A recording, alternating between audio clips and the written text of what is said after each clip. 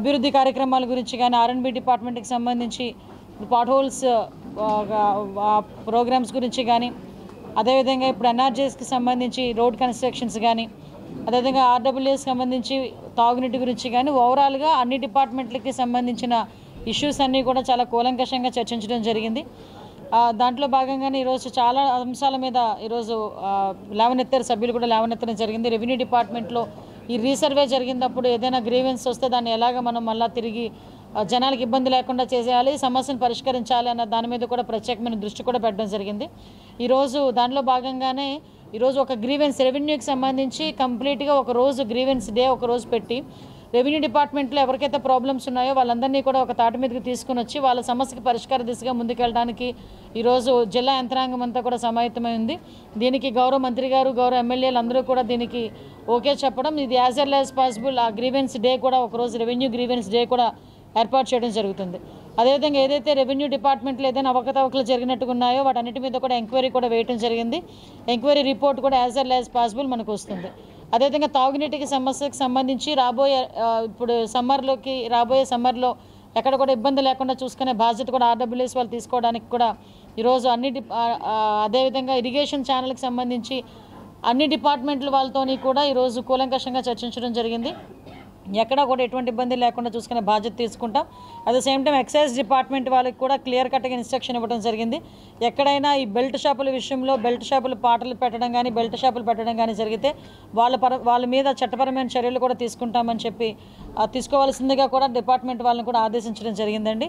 అదేవిధంగా ఈరోజు ఉదయం చూశారు, మనకి పోలీస్ డిపార్ట్మెంట్ వాళ్ళు చాలా ప్రతిష్టాత్మకంగా తీసుకొని ఏదైతే డ్రగ్స్ మీద అవేర్నెస్ ప్రోగ్రామ్ పెట్టారో సంకల్పం అని చెప్పి సంకల్పాన్ని ఒక ప్రోగ్రామ్ని కూడా వాళ్ళందరూ కూడా డిజైన్ చేసి దగ్గర ఇప్పుడు విజయనగరం జిల్లాలో 35,000 మంది స్టూడెంట్స్ని ఇండివిజువల్గా కూడా పోలీస్ డిపార్ట్మెంట్ వాళ్ళు కలవటం జరిగింది.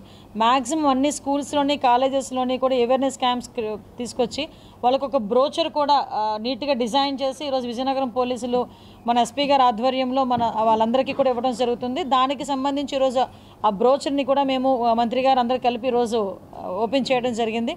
అంటే డ్రగ్స్ తీసుకోవడం వల్ల ఎటువంటి కాంప్లికేషన్స్ వస్తాయి, ఎలా ఇబ్బందులు పడతామో వాటన్నిటి మీద కూడా చాలా క్లియర్గా చెప్పారు. మీకు అందరికీ తెలుసు, నార్కోటిక్ టాస్క్ ఫోర్స్కి సంబంధించి ఈగల్ అని చెప్పి ఒక టాస్క్ ఫోర్స్ని కూడా ఏర్పాటు చేయడం జరిగింది. దీనికి సపరేట్గా సుమారుగా 9 కోట్ల సంవత్సరానికి 9 కోట్ల రూపాయల బడ్జెట్ని కూడా కేటాయించడం జరిగింది.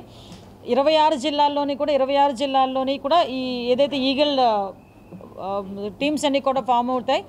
ఒక డీసీ లెవెల్ ఆఫీసర్ని కూడా దీనికి అపాయింట్ చేయడం జరిగింది.